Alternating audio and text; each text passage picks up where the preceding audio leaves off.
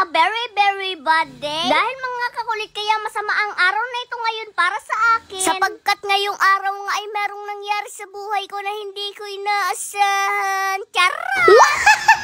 Kaya naman sa video na ito ngayon mga kakulit, bago nga mangyari ang lahat, ay masayang naglalaro muna kami ni Papa dito sa aking mini billiard. Pero habang naglalaro nga kami dito mga kakulit, ay meron na pala siyang binabalak sa akin na hindi maganda. Na talaga namang sa ginawa sa akin mga kakulit ni Papa ay naramdaman ko ang tunay na kilig sa buhay ko.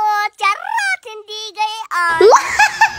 Charot! At habang naglalaro nga kami mga kakulit ni Papa ay bigla na lamang siyang nawala sa oras ng aming paglalaro. At kaya pala siya nawala mga kakulit ay dito na pala niya uumpisahan ang masama niyang binabalak sa buhay ko. Na talaga namang hindi ko makakalimutan dahil ito yung tunay na kilig na naramdaman ko sa buhay ko. Ang tunay na kilig na dito ko lamang naramdaman sa prutas na ito. Charot! Hindi gayaan. Charot! So, mga kakulit, kanina naglalaro kami ng bilyar ni Kenzo. Ngayon meron akong naisip.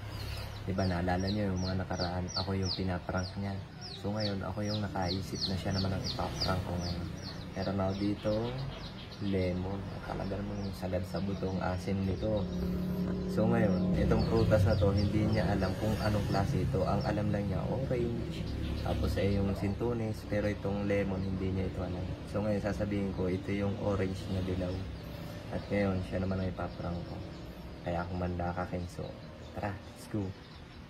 So, ayan. At meron akong orange. Napakasarap nitong orange nito. Toy, halika dito. Meron na ipapatikim sa'yo. Ah, sige Papa. Ano yan? Bidyan mo nga kami, ma. Yan. Yan, dito. Halika dito.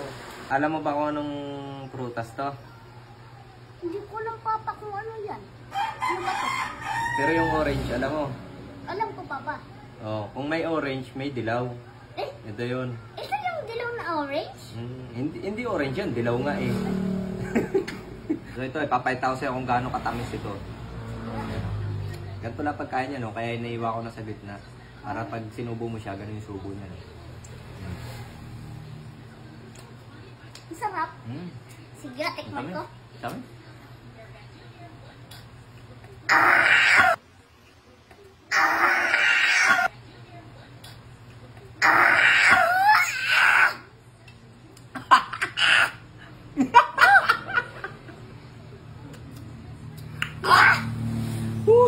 Ay, di!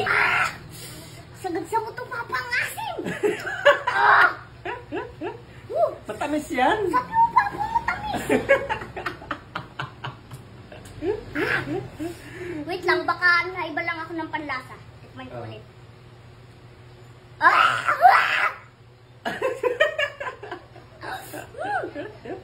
Asim Alam mo ba talaga kung ano yan? Ano ba yun, Papa? Dilaw nga. Yan yung kapatid ng orange. Ano ba yun, Papa? Naalala mo nakaraan.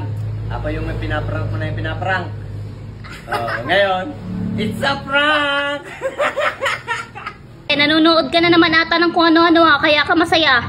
Masaya ako kasi naglalaro ako ng Epoch game at nananalo ako. Madali pa lang manalo dito at ang dali lang din maglaro. Eto, halika, tingnan mo. Papakita ko sa'yo kung paano. Isang paalala, itong laro nga pala na ito ay bawal sa bata kundi para sa matanda lang. Ang una mo nga lang palang gagawin dito ay mag-download at mag-register. At ilagay ang cellphone number, password, referral ID at verification code. At pagkatapos nun ay confirm. At dahil may account na nga ako dito kaya naman nag-login na lang ako. At isa nga sa pinakamaganda dito ay may daily bonus ka na pwede mo nang gamitin. At ang dami nga rin palang laro dito na pwede mong pamilian. Tulad ng Dragon vs Tiger, Mines, Color Game at iba pa. Ngayon naman ay ipapakita ko sa inyo kung gaano kadali maglaro at manalo dito. Ipapakita ko sa inyo at ang una kong lalaruin ay Dragon vs Tiger. Diyan ay mamimili ka lang kung alin ang gusto mong tayaan. Ang Dragon ba or ang Tiger? Ngayon kung alin ang mas mataas na bara sa kanilang dalawa ay siyang panalo. At ngayon ay susubukan ko magbet ng 5 pesos sa Dragon para makita nyo kung mananalo nga ba ako. At ayan, di ba kitang kita mas mataas ang barahan ng Dragon kaya nanalo na kagad ako. At ngayon susubukan ko naman ang isa sa pinakapaborito kong laro dito, ang Mines. Napakadali nga lang din palang laruin itong Mines. At ipapakita ko rin sa inyo kung paano ako manalo dito. Magbebet nga lang pala muna ako ng 10 pesos dito at para makita nyo kung mananalo nga ba ako. Ang isa nga pala sa iwasan mo dito ay mapindot mo ang bomba. Pero dahil hindi ko pa napipindot yung bomba kaya naman tuloy pa rin ako. At ayan, yung 10 pesos ko naging 19 pesos na. Susubukan ko ulit mag-click ng dalawa pa. At ayan, at dahil hindi ko napindot ang bomba ay nanalo ako. Yung 10 pesos ko ay naging naging 27 pesos na, kaya naman withdrawin ko na. O diba, napakadali lang manalo. At isa nga pala sa napakaganda dito, ay yung napanalunan mo, ay pwede mo ring withdrawin agad. I-click mo lang yung withdraw at ilagay mo sa withdrawal amount kung magkano ang gusto mo withdrawin. At ilagay mo na rin ang iyong GCash account at yung withdraw mo ay darating sa iyong GCash. Kaya ano pang hinihintay mo? Nasa comment section ng link, mag-download at mag-register ka na.